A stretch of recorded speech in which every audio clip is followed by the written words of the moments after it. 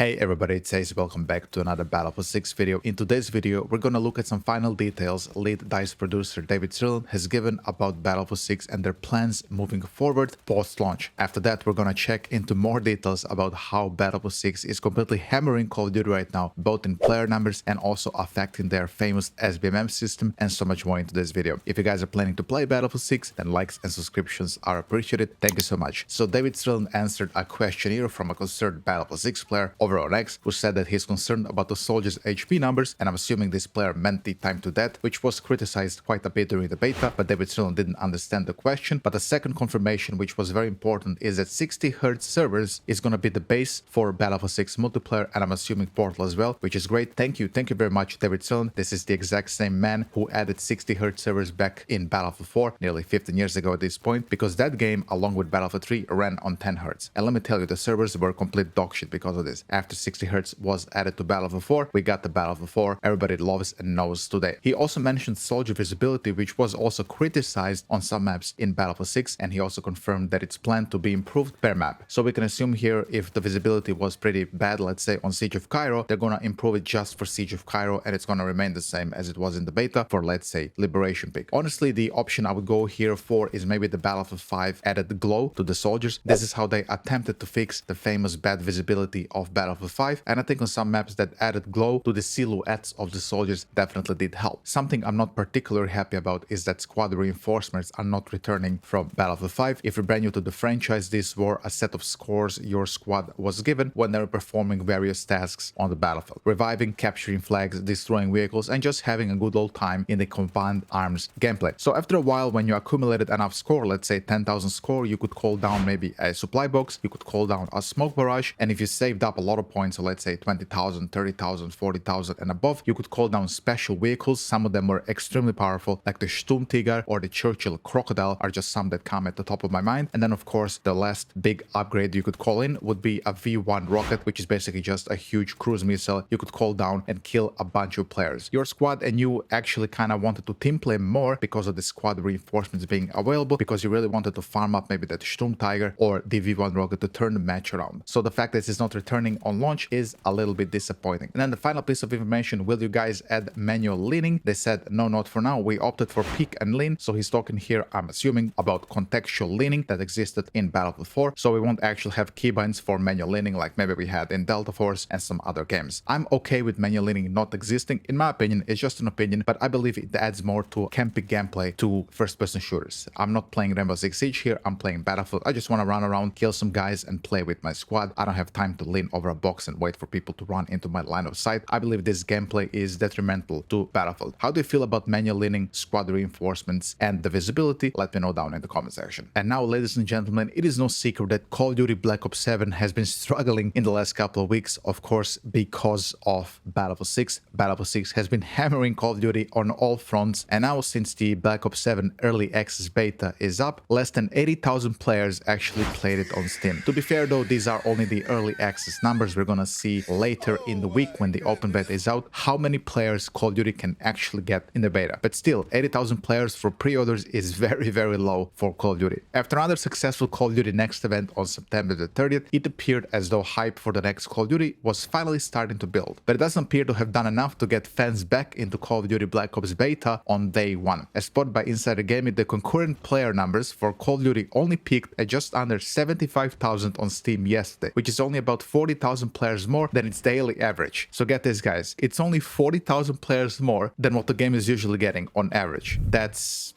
very criminal, guys. It's very low numbers for COD. While there's no way to know how many players jump on PlayStation and Xbox, of course, 75,000 is a long way from Battlefield 6 500,000 and above player numbers earlier this year for its open beta. So you can see Call of Duty is struggling quite a bit, which is why they opted to add a no SBMM playlist to the beta to try to draw in Battlefield players. Please, guys, please come play Call of Duty. Look, we don't have SBMM. We're trying to do just a team balancer thing like Battlefield 6 did. So what is this thing with this no SBMM? What is COD trying to do here? Is this new X defined? Here are the details.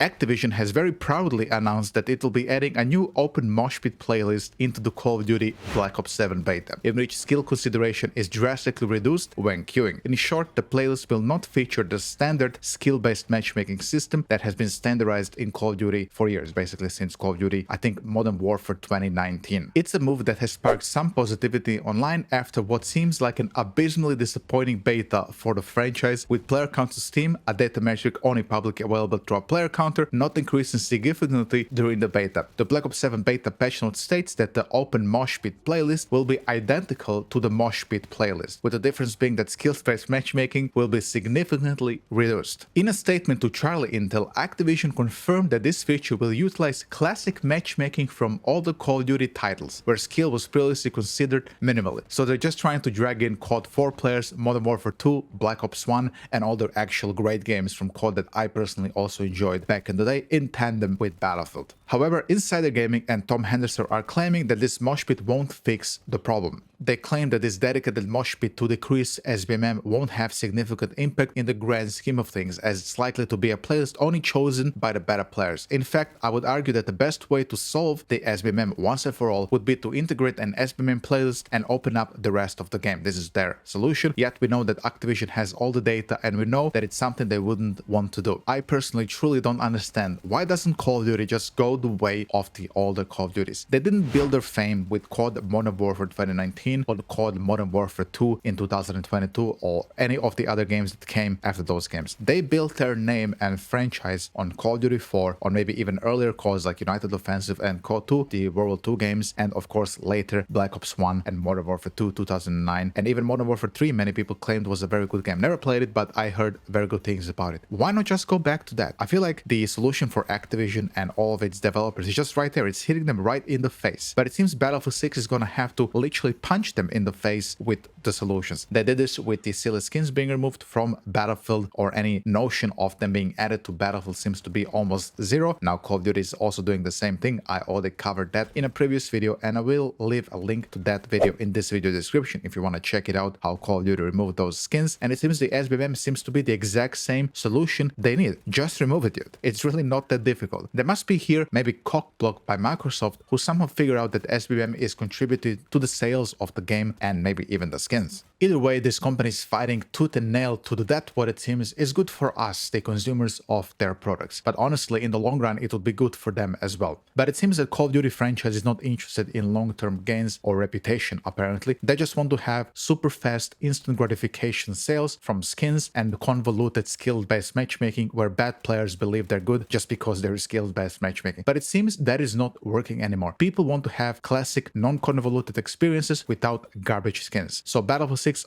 they did that move and moved far away from their biggest failure ever, Battlefield 2042, and I truly hope for Call of Duty they do the same thing. With that being said, guys, if you enjoyed watching this video, then please consider leaving a like and a subscription, and I'll see you in the next one. Have a good day. Bye bye.